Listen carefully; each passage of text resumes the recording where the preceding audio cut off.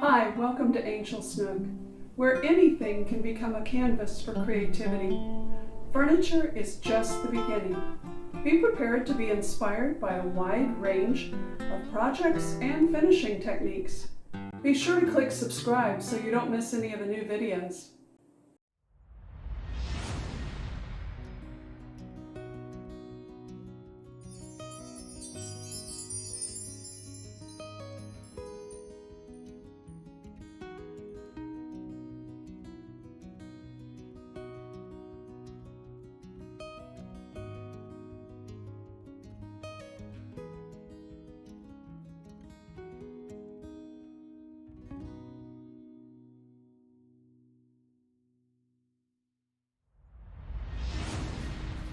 This base to a bird bath was left with the property when we bought this house. It was extremely rusty, but it was really heavy cast iron. And so basically we just left it behind one of the big shrubs where it was when we bought the house until I finally got around to looking at it and said, well, what am I going to do with this? And for a while I thought about, and I actually looked for a glass bird bath bowl to go on the top of this. And I just wasn't finding what I wanted. And in the meantime, we found a company that would sandblast this. I did not get the picture of it with it fully rusted, but this has been sandblasted to take it back to pure cast iron.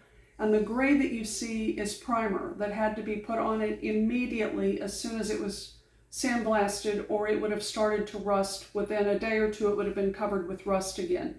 But this has protected it. So now I'm going to start working on it as a piece to put in the yard. But as I was still looking for glass bird baths, something else popped up for me. Before I show you that, I'm going to show you what it's going to sit in. This is actually a vintage piece of brass that was designed for the piece you're going to see in just a minute, for it to sit on like a tabletop. I will have to paint this, or using this outdoors, brass would be eaten up within a year in the salt air here in Florida. It doesn't do tremendously well outside either unless it's continuously polished, and this already has some damage with age for it. But I'm going to show you what popped up, and I said, aha, this is what I want. It is a beautiful piece of hand-blown glass with multiple colors in it, and when you see it out in the sunlight, these different colors show up. And then we're also going to light it on the inside with a solar light so that it shows up at night. It's similar to the Victorian gazing balls, and I actually had looked at some of those, but the ones you get now that are reproductions have seams in them, and I went, well, that kind of defeats the whole purpose of a shiny mirrored surface, to have a seam going around it like the belt on the equator. So that's what this is going to be. This piece with this is going to be set on here. There will be another piece here. This has holes into the top of it that the original bird bath bowl was in, but that wasn't here when we bought the house. It was already gone. So that will act as a way to anchor this to the top of this, because bolts can go into that and keep it anchored. This is going to be relatively muted. I'm going to use woodlands because I want it to blend in with the plants around it, with some highlighting with some metallic to match the metallic that will go on this. But the focus will be this piece coming up out of the plants and the flower beds.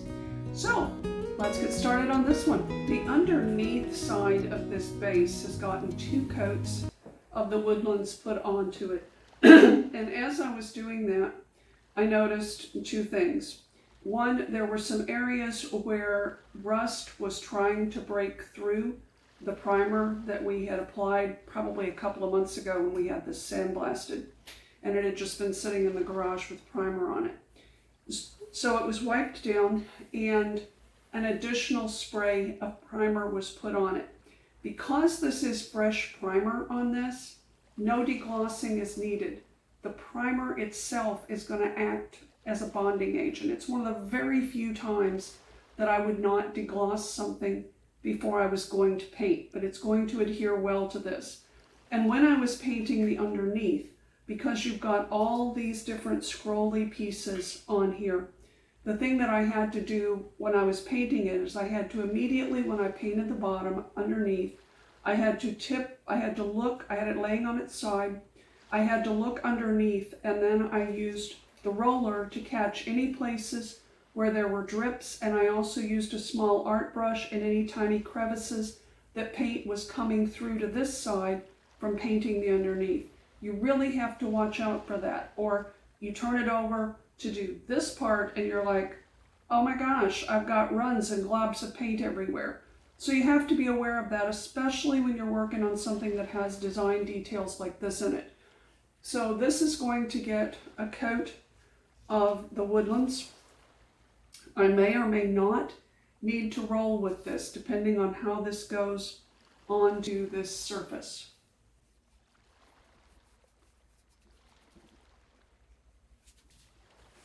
I will deal with the top surface of this when we get the piece that's going to fit on here.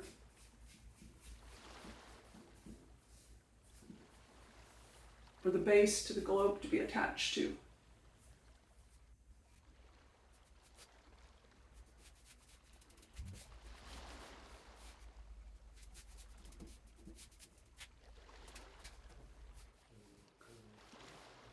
And this is woodlands. It's a very soft, mossy green, but it has a gray undertone to it.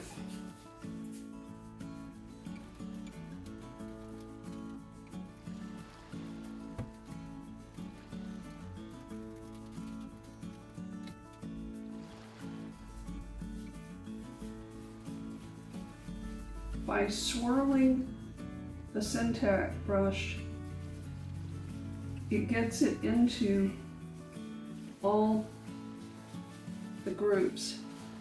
If you just try to go over the top of it, it does not get down in there.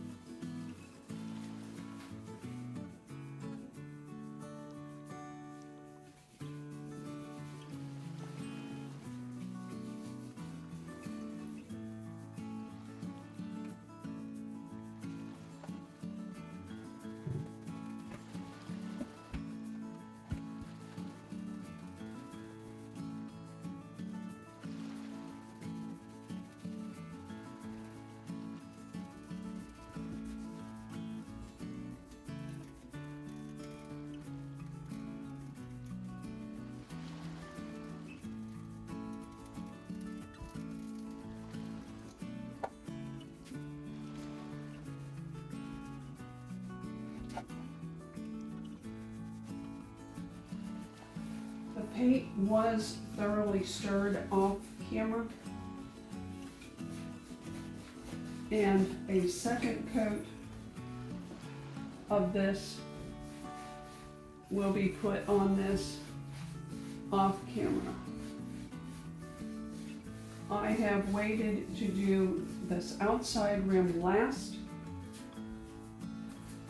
because by working on all of this, if I had done this first and then gone into this, I would have created blobby texture areas on this outer rim that needs to be smooth. It's not going to be perfectly smooth because it's old cast iron, but it shouldn't have globby spots on it.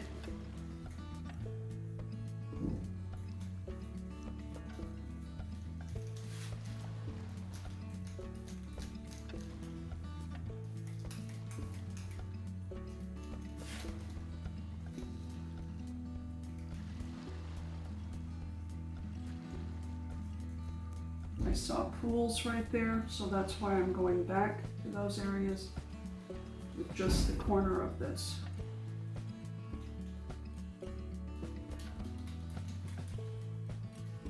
Same thing right in there.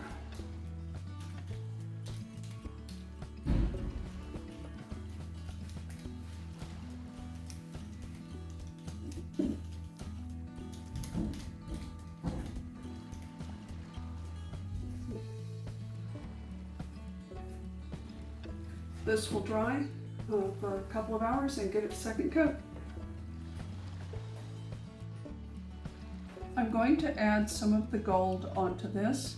I don't want to overwhelm it. I just want to put a little bit in different places of it so that just like the sunlight is going to play off of the glass ball, I want light to reflect off of the details on this. And again, I'm using the gold that I have mixed. I'm not going to try to make perfect lines on this. I just want to highlight. And there are places on this that the cast iron was not cast with perfect lines, so that also affects it. I'm going to be using the side of my brush, not the top where you normally would. And I also have paper towels and water nearby if I get more than what I want on here. But you can see, hopefully, what this is doing. And just like anything else where you're trying to do a dry brush, you want to pounce.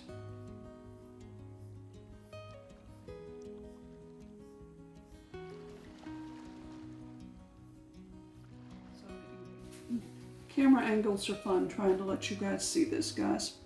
So excuse the change-ups that are happening here.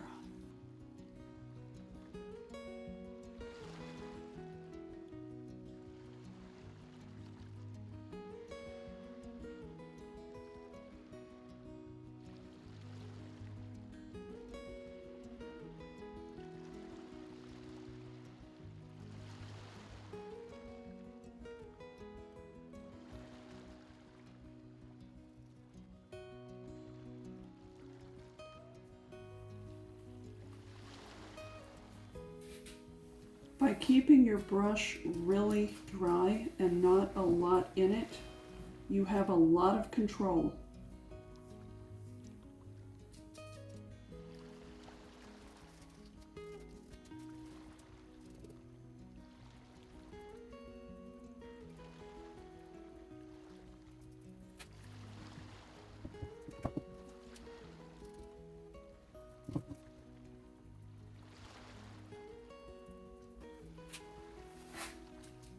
A good way to learn to do this before you do it on a project is to look for an ornate frame from the thrift store and practice trying to highlight it.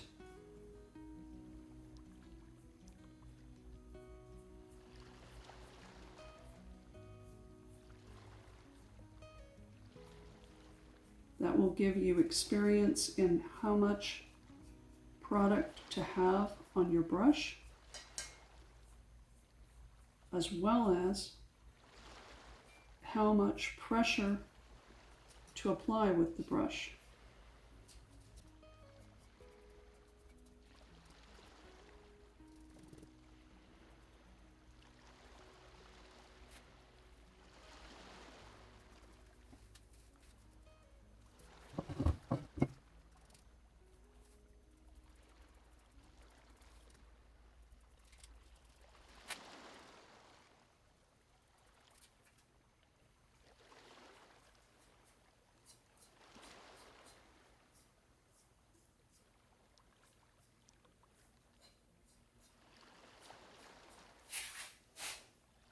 When you think you've got it, walk around the whole piece because you're going to see it in different light and you're going to see where something needs more, or even perhaps where you have too much and you need to wipe it back.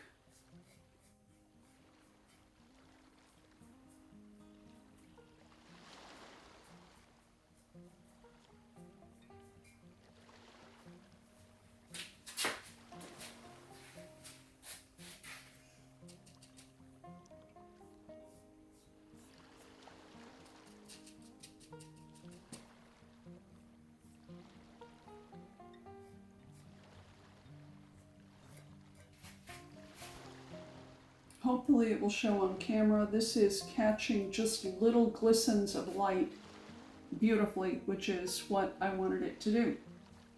So it's time to let this dry.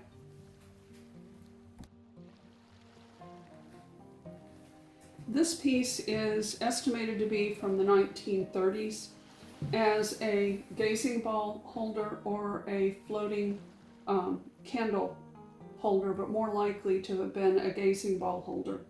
It's going to get painted because it's going to be outside, and the paint can always be taken back off of this. If somebody wants to take it back to the solid brass piece, polish it, use it indoors, painting this is not harming it. But it is going to protect it for being outside, and being outside especially in the salt air here in Florida, because salt air here just eats metals of every kind. When you use deglosser, always wipe it off. Don't apply it and then let it dry. Its purpose is to clean the surface, and if you just apply it and let it dry, you're basically breaking loose the dirt, but then you're just letting it dry back on there. Kind of like if you washed your dishes, washed something by hand and washed it in with a soapy sponge or cloth, and then you just sat it over in the dish rack. You'd still have all the junk on it. You don't need to rinse this, but you do need to wipe it off. What I'm going to be using with this is a mix that I keep on hand of the metallics of 2 parts gold metallic and 1 part champagne by HTP. I really like the color tone that comes out as. It's a beautiful, soft, antique gold rather than a very bright gold. There are places that I will use the bright gold, but this is my go-to for most things. And using an art brush gives me more control on this and allows me to put the thin coat on that I want rather than a thick coat.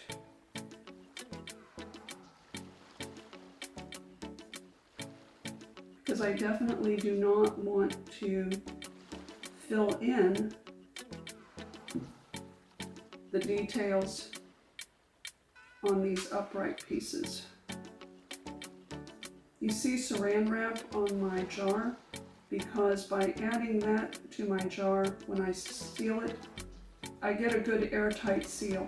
The plastic lids, when you put them back on without adding the saran, do not get a good airtight seal, and your samples of paint or your antiquing gels will start to dry out.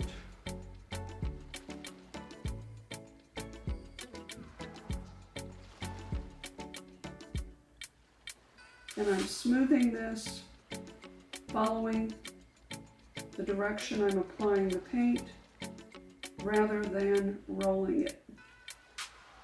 I found with small pieces like this, I get a better finish. I'm doing the underneath sides of these while I still have some place to hold on to.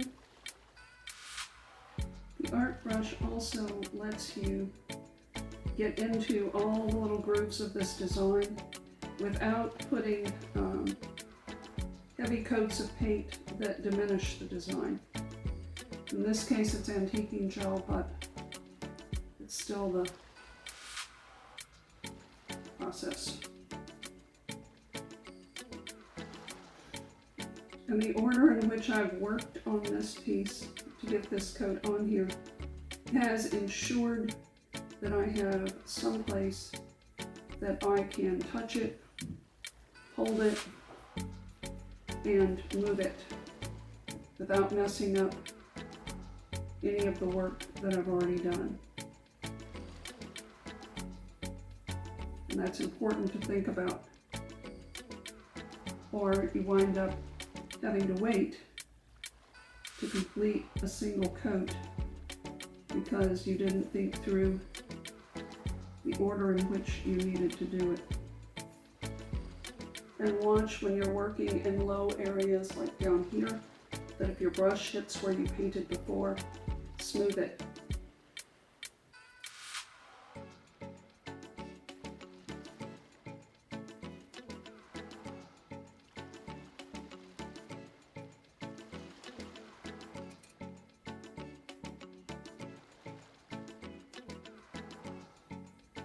Antiquing gel was also stirred off camera.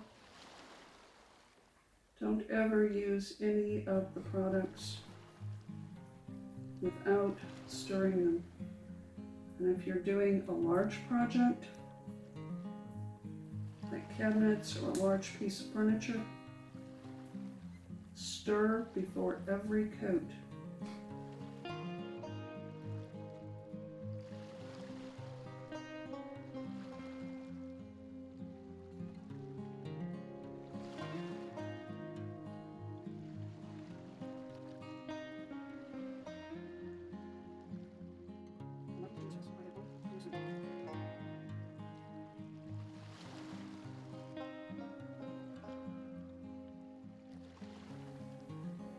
No drips, so we're good to have it dry.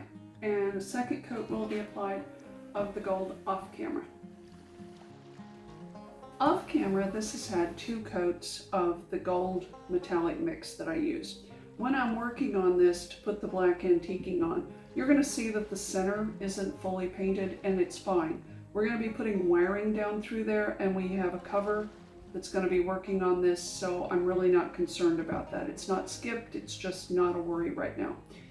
Because I want the antiquing to go into the valleys of this, this is one of the times that I will be, instead of dry brushing, I'm going to be applying the gel completely on here, and then I'm going to be wiping it back with a paper towel.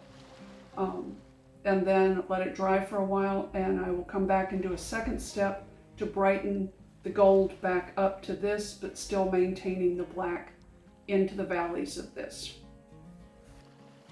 I'm not trying to load a heavy coat of paint on here. It does not take much to get this completely on here. And I am working with the brush to get it down into the grooves. And get all the edges into there. Because the valleys are where I really want this to be.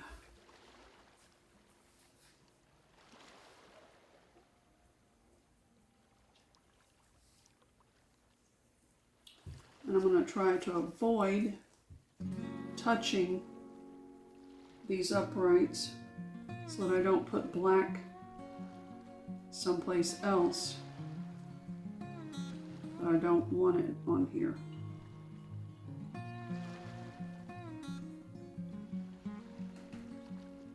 I will not be doing all of these before I wipe back.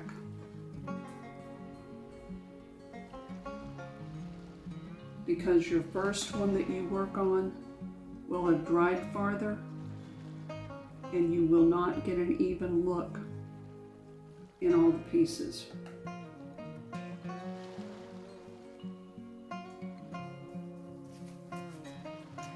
Took off more than I intended here.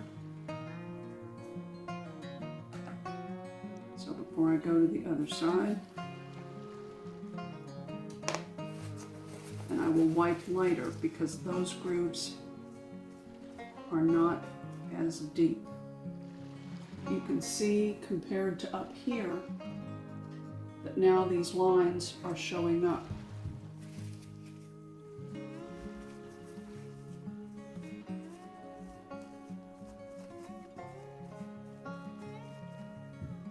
And you can also see that on this side that had begun to set a little bit, it's not coming out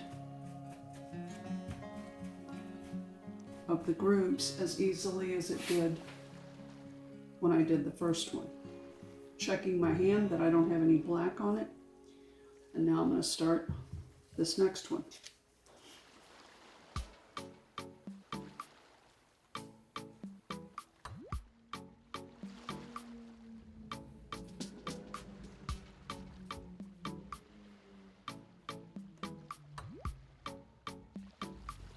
Give this side just a second to dry. I'm going to do that first side first. And I can already feel that it's sticky.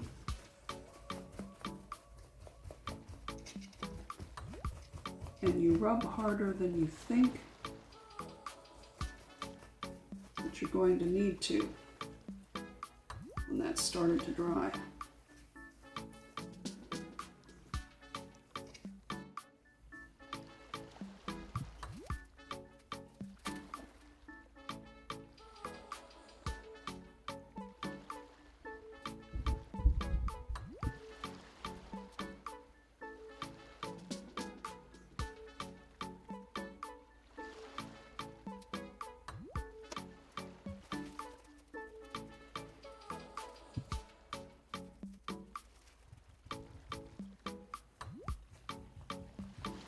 And this needs to dry for at least a couple of hours before I dry brush some of the bright gold back over it to bring it back up, the highlights back up to the height. When you put black or any antiquing over the entire surface and then you wipe back, what happens is you not only have it in the grooves, which you can see here, but you also dull the entire surface, because the entire surface still has a thin coat of that antiquing gel on it. So to brighten it back up, if you don't want it left in this condition, if you wanted this aged look, leave it. But I want this to come back to have the brightness of the metal that is in the other parts of this. This was stirred off camera, and you can see I'm not getting a lot on here. And even doing that, I'm going to pounce, and then I'm going to just brush across. I'll have to dip frequently because I will be getting so little on my brush.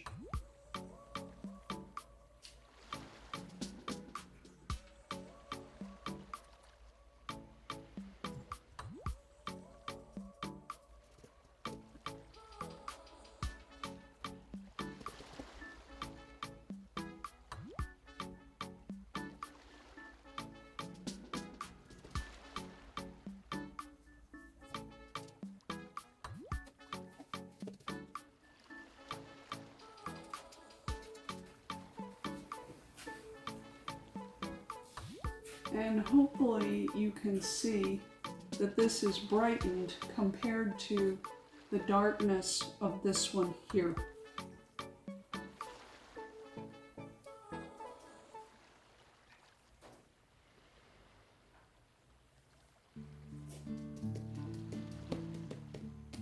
On a larger piece, and I'm trying to do it here too, you want to pull diagonally across design lines, because that helps to keep from putting it into back into all the valleys.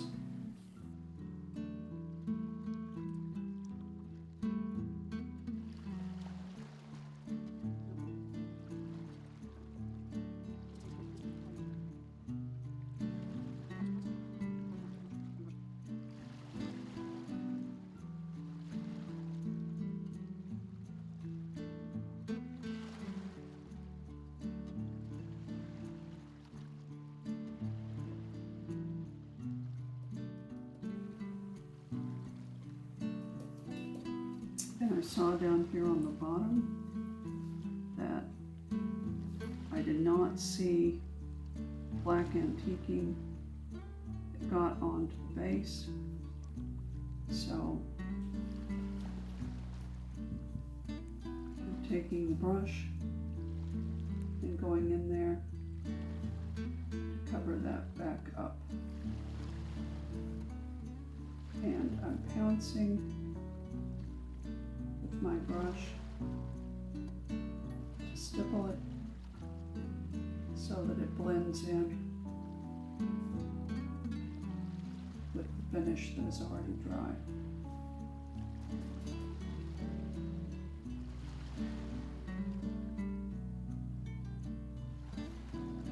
A little bit more gel. Right there.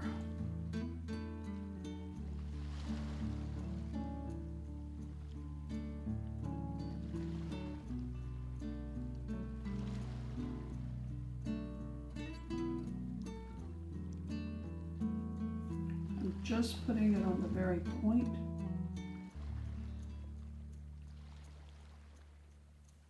So that not much is being laid down. And I'm checking all the other points to make sure that it wasn't on there either. And from this angle, I can see I need to pounce that a little bit more to smooth it out. So now that is ready to dry, to be ready to assemble the whole thing. This blank here, which is a already cut piece of wood that I ordered, is what this is going to sit on, and then this is going to be bolted to the base, the cast iron base. One of the things when you're dealing with raw wood, you don't have to prime it. You do need to degloss it, and this was deglossed with the wipes, not using the green scrubby in the liquid. On raw wood, if you do that, you're going to raise the grain, and then you're going to have a horrific amount of sanding to do. But on this side, it's had the coat of paint, and when you've done raw wood, after just the first coat of paint, you need to take 220 grit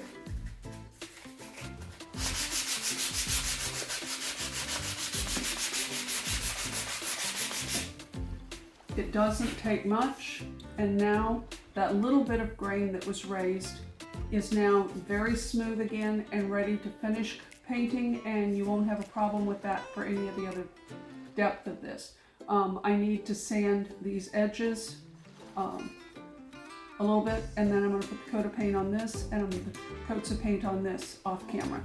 But I wanted to let you know that that's what you do when you're dealing with raw wood. It doesn't require primer. You just have to sand after the first coat and degloss only with wipes.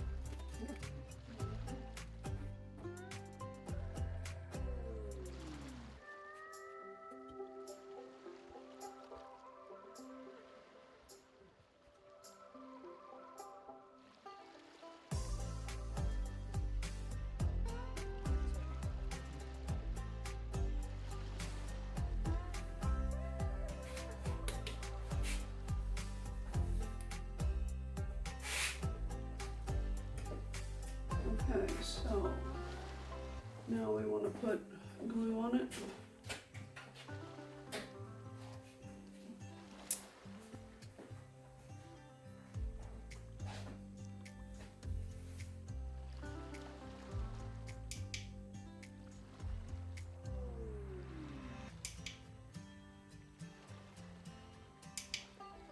Put it.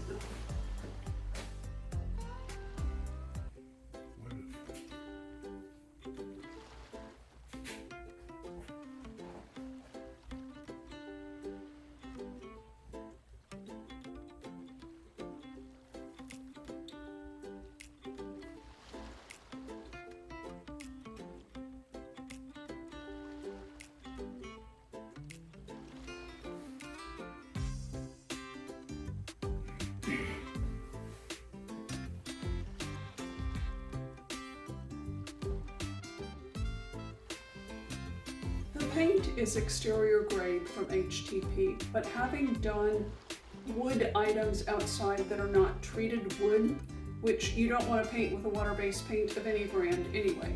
This was regular wood, it was not treated. So any of these edges here, it's going to be really easy if just there's pinpricks that the paint didn't go down into for some reason. Water will get in there and it will start to split this, especially on edges like this. This was pine, it wasn't treated, so even though this has exterior grade paint on it, just this section and coming up along these edges here, I'm going to put the water resistant sealer by HTP in satin. Because with this sitting on the ground, it's very likely, we can set it level to start with, but it's very likely, even as heavy as it is, that over time it's going to shift. And in these areas on one of these sides, water can pool, and if that happens, the water sitting there will, over time, lift the paint if it's not had some protection to it. So for that reason, I am going to be adding 3 coats of the water-resistant sealer. And I'm going to bring it up just on the edge of that. I'm not going to be painting the whole piece. It just does not need it. Some super glue has been put up underneath these edges where the metal sets up a little bit above this too, in places, because it's an old vintage brass piece and was meant for decoration. It wasn't meant to be perfectly level, so they weren't casting them to be absolutely perfect. So off camera, this will get 2 more coats, 3 hours apart, to give extra water protection to this piece of wood that we used as a connector. This piece is finished and I'm really happy with the repurposing of the cast iron bird bath base into this. I love the piece of glass, it's just beautiful. I'm sure it's hard to see on camera all the different colors in this and the texture that's in the glass too. It's beautifully hand blown. And by adding the antiquing here, but adding 2 layers so that it brightened it back up, from a distance you can see the details in this and it draws attention to it. There's just enough gold highlighting on the rest of this to capture some light and some sparkles. And this is definitely heavy enough to safely hold the glass. That glass is incredibly heavy when you go to try to pick it up. The wiring all comes down through here and is hidden. It comes out the back so that it won't be seen from the front of this where it's sitting. So it's going to get probably another couple of days sitting to dry inside, because here in Florida we're in monsoon season and we have been getting some horrific storms in the afternoon. So I want all of this paint to dry just a little bit further before that we do anything with it. And because this is a light system that it's a solar system that has a lot of different options for the lighting in the bottom of it, that's going to make it fun to change through the year, and also to make it definitely light up in different ways when it comes to holiday season for us. So 3 pieces put together to make something entirely new, and I'm really happy too that I lucked into finding a true gazing ball holder, even though this is not a gazing ball. That's an antique piece that is what they were set in. So thanks for joining us. Stop by again and please subscribe. Thank you.